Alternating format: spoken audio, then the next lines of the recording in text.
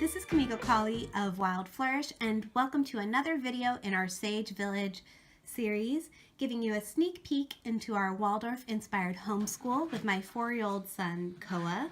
Tomorrow is St. Patrick's Day, so today we decided to make a shamrock wand. So I've got a piece of green felt here, a stick that we picked up on a recent hike, some color options for embroidery thread to sew the each of the felts together, and then some yarns as options for ribbons to flow down from the top of it, and I've got a rainbow going on here. Then I also have some hemp twine and some gold thread to just give some contrast amongst the rainbow, and then some wool batting to do the filling. So to start off, I'm tracing the shape of the shamrock, which essentially, of course, is 3 hearts. I'm doing a 3-pointed shamrock instead of the 4, even though 4-leaf shamrock is, or 4-leaf clover is deemed to be especially good luck. Thought it was more in sync with Waldorf and honoring the saints, since the shamrock is associated with St. Patrick's Day because St. Patrick used the shamrock to depict the Holy Trinity of Christianity. So I thought that the 3-leaf was more fitting for today. I didn't have an exact stencil, so I actually used the wings from the butterfly peg dolls we had from a previous video. So since the felt is such a dark color, I couldn't use a colored pencil to trace the outline, so I'm using a piece of yellow chalk. You could do white too, or any light color. And so I just placed the wings down at the corner of the felt to use as much space as possible, or to minimize wasted felt from the edges. Traced around for the initial circle, kind of extended the lines a little bit, and then boom boom, trace them again. And then this is going to be the point where the wand fits in. So I had to make it a little bit larger size because the stick is thicker than most wand dowels are. So I'm going to cut out this shape first, and then I'm going to pattern it over the rest of the felt and trace it again, so that way I can make sure that they're matching up exactly. So now that I've got my 2 felt pieces, they're a little rough around the edges, but I'm not too concerned about that because I'm going to be winding over. And let's see, I was debating between these 3 colors, either a white, a very lime green, or just a slightly darker, and I think that this one matches the color palette the best.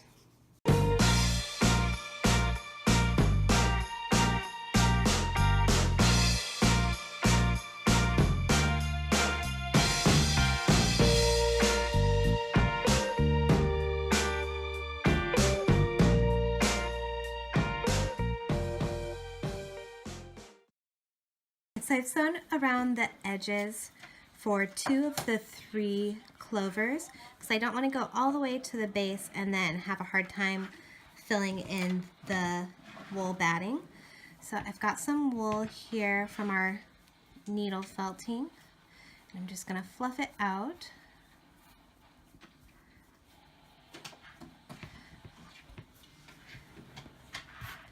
And I'm going to start stuffing it in.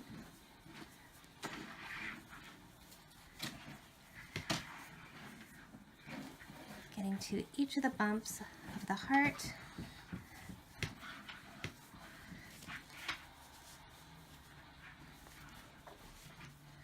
Okay, I think I'll use a little bit more. I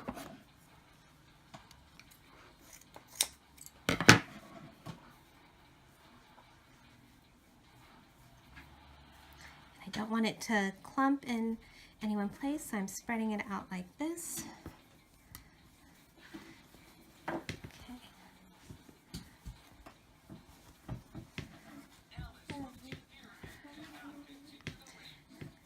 And I want it to be feel full but not too stiff. And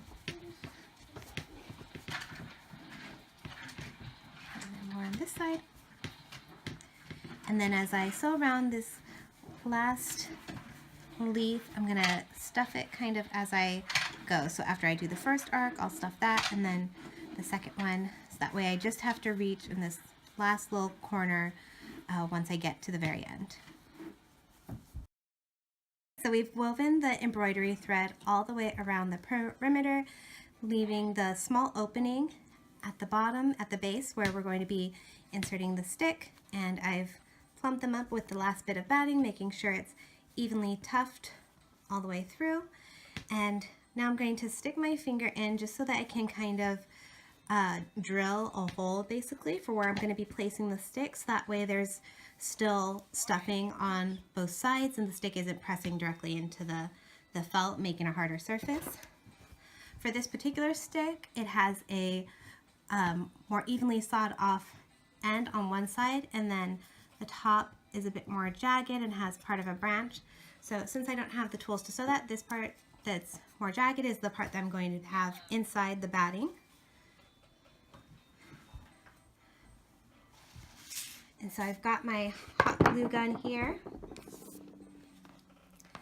and I'm going to be placing a liberal amount inside the base. Okay, and then acting quickly because it'll cool quite quickly. I'm just going to insert the stick and then rotating a bit so I can make sure that the stuffing again is still going on each of the sides. Excellent. Okay. And I'm going to have it so that the branching out portion or the fork of it is lying flat with the clover so that the fork's not pronging up and poking out into the felt. So I press the stick in about halfway into the center, not all the way to the top of the middle leaf, because I want for all of these leaves to still be fairly plush. So it's sticking to the, even if I give it a little tug, it's sticking to the batting that's inside already, but I'm going to just do a little more around the base to help sturdy it.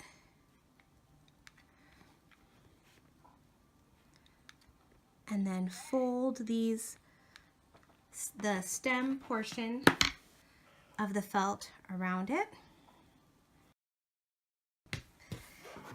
Okay, so next step, I have this rainbow assortment of yarns, which I'm going to make be the ribbons of the wand. And then, as I mentioned before, I also have this gold thread left over. The gold portion is wrapped around white in the center, so I don't want it to bleed off. I'm debating if I should wrap it. It seems too thick though if I keep it braided, so I might separate them. But basically at this point, I'm going to measure out the length of the stick from the base where I'm going to be knotting the yarn, and then double it back over. So that way I can have each of the yarns be double-sided or look like two threads. And then I want it to be just slightly short of the actual length of the stick, but once I knot the bend of the yarn around, that'll shorten it a bit. So I measured it out halfway,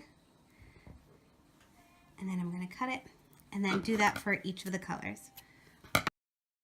I have each of my yarn colors in a rainbow cut to double the length of the stick. I'm going to wind it behind.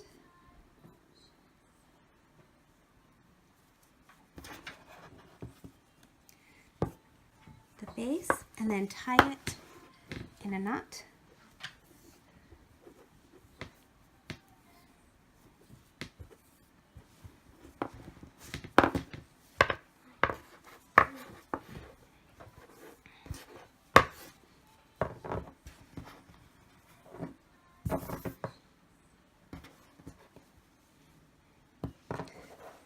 Okay, and I think I'm even going to put a little bit of glue right there to help secure it. And then I have my hemp twine. I'm going to wrap this around a few times, almost actually in an X.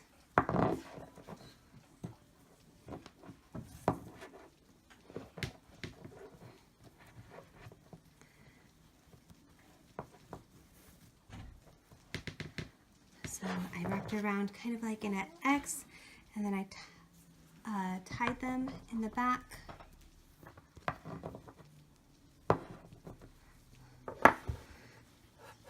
So that way they'll alternate going diagonally across each other.